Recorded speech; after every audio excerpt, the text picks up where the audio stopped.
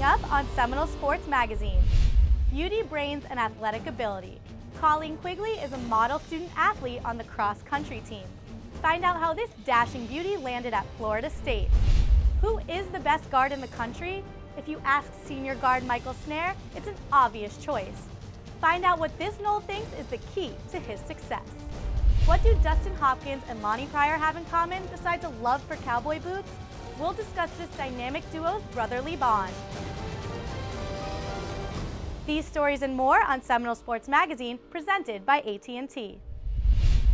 Hello everyone, I'm Taylor Tannenbaum. Cross-country sophomore Colleen Quigley is not your typical student athlete. Before achieving success on the track and in the classroom, Colleen was a fashion model, appearing in both 17 and Glamour. So how did this dashing beauty become an All-American standout at Florida State? Jillian Tapper has the story. ACC Rookie of the Year, Golden Torch Award winner, and 2012 NCAA All-South Region Team Champions are titles that Colleen Quigley has received while at Florida State. Being a cross-country runner, achievements like these do not come easy, but Quigley knows what it takes. We practice every day, meet as a team 6 days a week. It's a lot of hours spent outside of practice too, just trying to stay healthy. A couple hours every day running, long run once a week, but if I added up the hours, I don't even know how much it would be. If practice wasn't enough, Colleen also does not take her role of being a student athlete lightly. I miss class almost every other week. Try and make friends with smart people to take good notes. It's not too bad, but then you just kind of got to teach yourself the material or really make friends with those teachers during office hours and try and make it up that way. From study sessions to the track, Colleen's teammates know her best and how she makes it all happen. When it's game time, she's just ready to go. A good friend, she goes, and when she just goes. Smart and academically motivated. She has a goal in mind, she's gonna get it. She's just got so many areas of talent and dedication. Colleen Quigley. Colleen has heart, which has helped her succeed, but she gives mostly credit to her parents. I have good genes, good parents.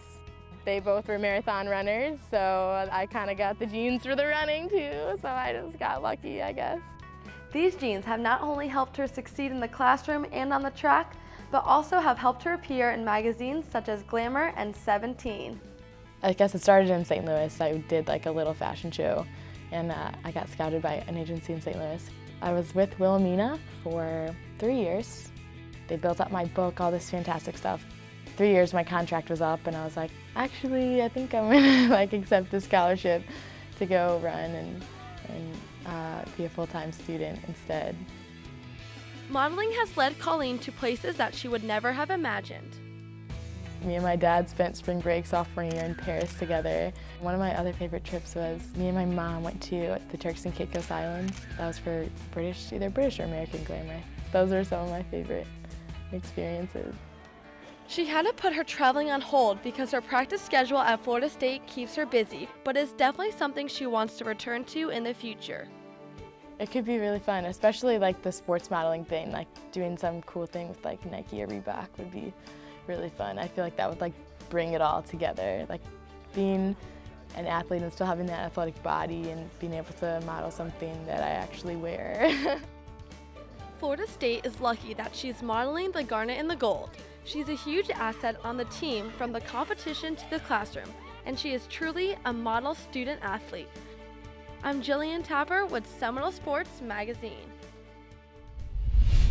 Colleen finished 12th at the NCAA Cross Country Championships to earn All-American honors. She plans to continue her success in the spring as she competes for the Noles in the ACC Indoor Championships. When we come back, we'll profile 2012 ACC Tournament MVP Michael Snare, and later Scott Kotick goes one-on-one with Orange Bowl committee member Jeff Rubin. You're watching Seminole Sports Magazine, presented by AT&T.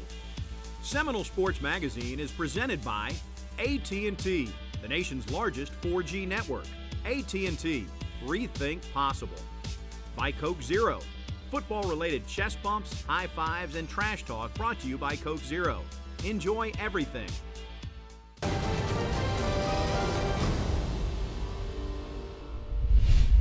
Welcome back to Seminole Sports Magazine, presented by AT&T. What makes a successful athlete? Like the old saying goes, practice makes perfect, along with a little bit of natural talent. But Michael Snare believes there is something more to being an elite athlete. I sat down with the senior guard and talked a little confidence. When Michael Snare sets foot onto the court, all aspects of life are left in the locker room, except for basketball. All he brings is his game face and his confidence. Just having that belief in yourself that you can get the job done, that you can do everything that you worked at, or just believing in yourself, period. Now in his fourth and final year with the Noles, Michael is confident in his confidence. But if you rewind back to his start with the Seminoles, he wasn't always this certain.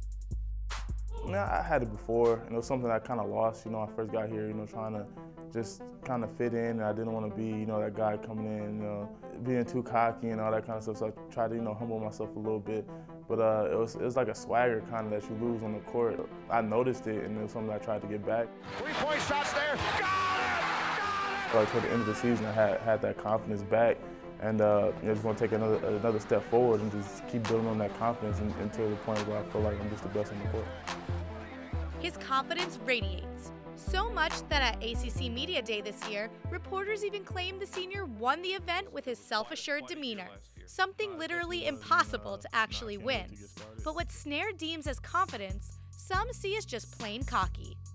You kind of have to be cocky when you're playing this sport. Off the court is a different story. People know I'm not that same way off the court, but on the court, once you step between those lines, you kind of got to be cocky in the sense that you know that can't nobody really mess with you on the court.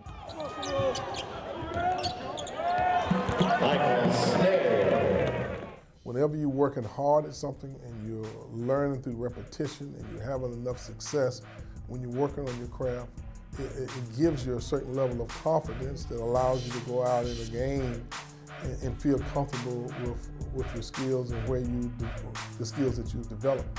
And I think that's what Michael is. Sometimes it might appear to be borderline on being cocky. So maybe this silly and goofy guard off the court is a little bit cocky on the hardwood, but he's earned it. And he isn't shy about making sure you know who one of the best guards in the country is. I know that every night I go out no matter who I'm playing. Whoever I'm playing, no matter who you are, if people are saying you're the best, I'm just going to outwork you. That's just my whole thing. Many would say that skill and practice make you the player you are come game time. But Snare believes that a little bit of confidence can go a much longer way. When you're on the court, if you believe that you're one of the best players or the most competitive player or the most hard-working player, you can do things that you might normally not be able to do if you weren't as confident as you are. And people see that and they know that, so they know that they can't take you for granted. Pump up the volume, pound that chest. He's ready for a title. Having confidence isn't just crucial for Snare's personal success, but for the team as a whole. As one of the only veterans remaining, it is up to him to instill the confidence he has found in himself and his teammates. If you believe you're the best and they believe that they're playing with the best, and it's like, they have that confidence too that they can win every game, and I try to, give that off to the rest of my teammates too. But when you got a great leader, you're gonna have a great army. We're his troops, and we're ready for war, and he's a great guy, and it makes it easier to play with a guy like that. Ask the rookies who their mentor is, and they'll be first to tell you they look up to number 21. Even Coach knows that following in Snare's footsteps isn't such a bad idea. I think a lot of the freshmen come in with a certain level of confidence, but once you go to college, it's kind of like starting over for them. And so they kind of emulate different people. And Michael is a gym rat. He's always in the gym. He gives tremendous effort, and then he's fairly knowledgeable. So quite naturally, he's the most experienced guy, so he's the most likely one for them to look up to. So as the season starts to pick up, Snare and the Noles will continue to build on their confidence. For Seminole Sports Magazine, I'm Taylor Tannenbaum. And a strong finish at the rim. With Snare's leadership, this team's focus has never been more resolute. The Seminoles return to the court on December 17th when they will face off against Louisiana Monroe in Tallahassee. When we return to Seminole Sports Magazine presented by AT&T, Scott Kotick gets the details on the Discover Orange Bowl as he goes one-on-one with committee member Jeff Rubin.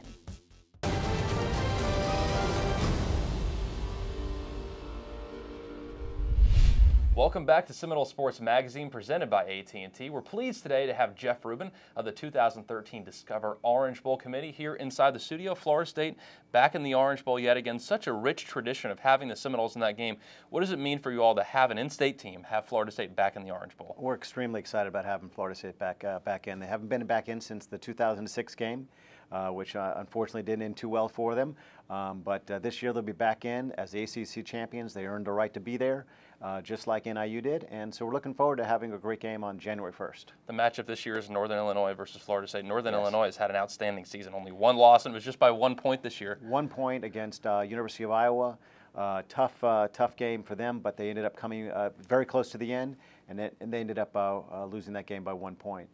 They are the MAC champions, just like Florida State are the ACC champions. They have an undefeated season other than that first game.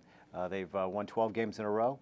And so I think it's going to be a very good matchup. It's not so much about how they got there, but certainly about the product. One of the great things your committee does is the Orange Bowl. It's a great weekend full of events. One thing we're most excited about is the Orange Bowl Classic, a basketball game there where Florida State's going to take on Tulsa. Talk about having a great weekend of just not only maybe just a football game, actually having a basketball game too. Well, it's sort of become an FSU weekend. On the 29th, we'll have the Orange Bowl Classic. That would be, like you said, FSU versus Tulsa, and then later in the afternoon there'll be another game.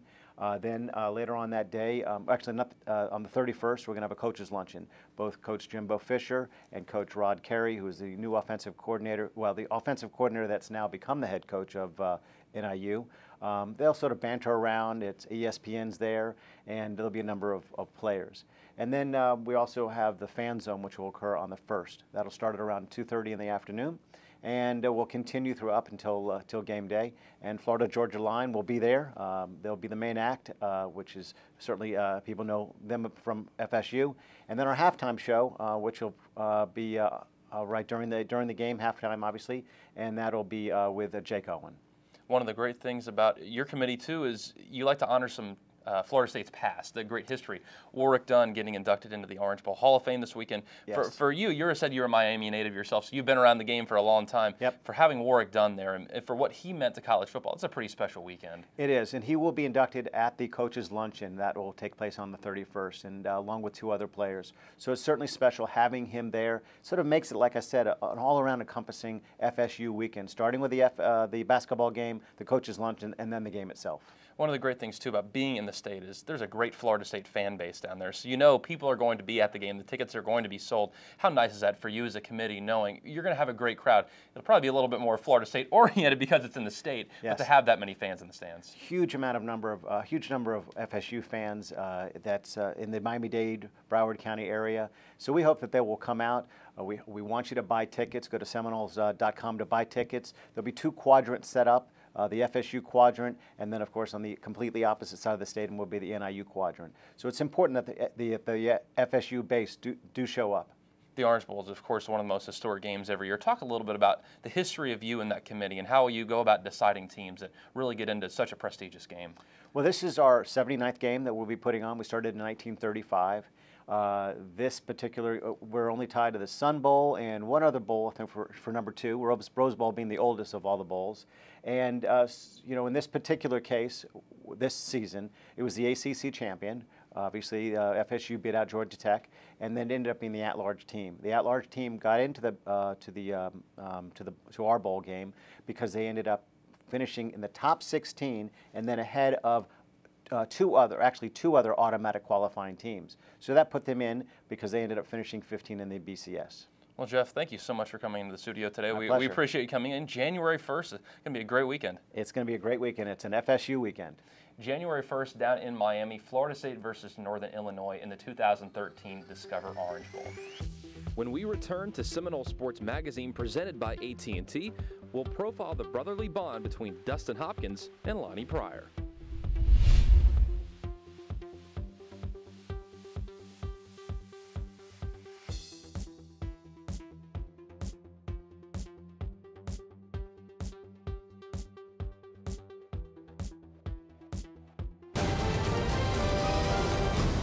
Seminole Sports Magazine is presented by AT&T, the nation's largest 4G network.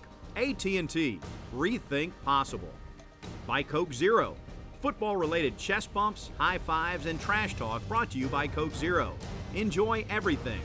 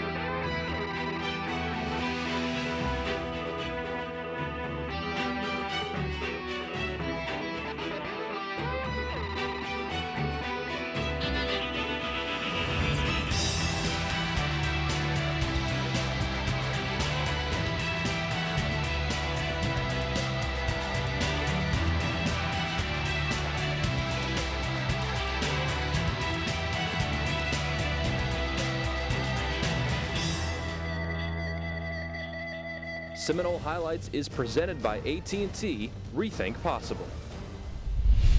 As senior leaders on the FSU football team, Dustin Hopkins and Lonnie Pryor are more than just student athletes.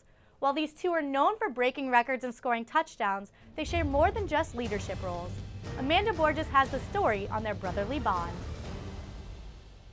From his clap, to his stepping pattern, to his famous kick. The attempt, good snap, good hold. Here's the kick. He's got the distance. He's got the distance. It's done! It's done! It's done! Dustin Hopkins is one of the most recognizable players on the football team. But there is a different player that stands out to him. Florida State's starting fullback Lonnie Pryor had the opportunity to live with the NCAA record breaker. Can't stand the kid. I don't want to see him. He's not my teammate, not a friend of mine. No, I'm just kidding. Dustin's a weird guy. Yeah, this is overused in football in the team, but he really is a brother of mine. He just got really something special about him in regards to, making people laugh and bringing smiles to people and being able to relate to so many people from so many different backgrounds. And this guy I admire. Max protection with two running back, handoff to Lonnie Pryor running left. Pryor got a block out front, makes the corner of the 10, 5, touchdown FSU. There's Lonnie Pryor running left and taking it to the house. It's obvious that these guys have a unique friendship off the field. So what do they think about living with each other? Yeah, he was a good roommate. We respect each other's space, Clean, he didn't use he was clean, much cleaner than I am. So it would be the opposite way around as far as things complaints against each other. It was fun, he was like my big brother and I was like his big brother. We always looked out for each other. Lonnie says that Dustin does not like people touching his stuff. While they live together, Lonnie admits to playing a few tricks on Dustin.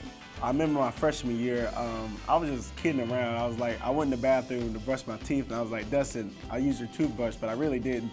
And he just came out of nowhere and punched me. He was like, don't use my stuff. I was like, man, I was just kidding. It's not just their love for football that ties these two players together. Both Dustin and Lonnie have a love for a special shoe collection. I guess he's got a really good collection of cowboy boots, which I respect. Well, he has a lot of boots too, but I have two boots. I got my work boots, the ones that I don't really care much about. And those are my Arios, and I got a pair of Tony Loma square toe with the mint green up top. Those are my only bringing those out on special occasions. I got a nice collection myself, but I'd say his cowboy boot game is no. We share clothes and stuff, but I can't fit into his pants. He has skates, snakeskin. He's got 4 pair. He has way more than me. Yeah, respect to his boot collection, Lonnie. Respect. Whether it's their love for boots or dedication on the field, both players agree that their friendship has only grown stronger over the years. So for the future, Hopkins says he has some words of wisdom for Lonnie's future wife. Let's see, advice. Don't play any Justin Bieber in the house, or else he's gonna dance around, maybe knock some things over, I guess. Watch out. He likes to make singing videos and stuff like that. So don't leave the MacBook open with the camera. He'll make some music videos, so be careful. I guess that's the only thing I would say. So when it comes time for them to tie the knot, both say they are positive they will be there to celebrate together. We've been joking around, you know, if we're getting married, that we're going to be at each other's weddings. He's going to be at my wedding, so if that makes anything, he'll be like right there behind me. He said the same thing about you. Oh, that's what he said. Yeah, he won't be the best man, but he'll be standing up there behind me. This dynamic duo plans to enjoy their senior year together while they can. I'm Amanda Borges for Seminole Sports Magazine. Their bond has helped lead the Seminoles to an ACC championship and a spot in a BCS Bowl for the first time since 2005. You can catch both in action one last time on January 1st as they compete against Northern Illinois in the Discover Orange Bowl. I'm Taylor Tannenbaum, and we'll see you next week on Seminole Sports Magazine, presented by AT&T.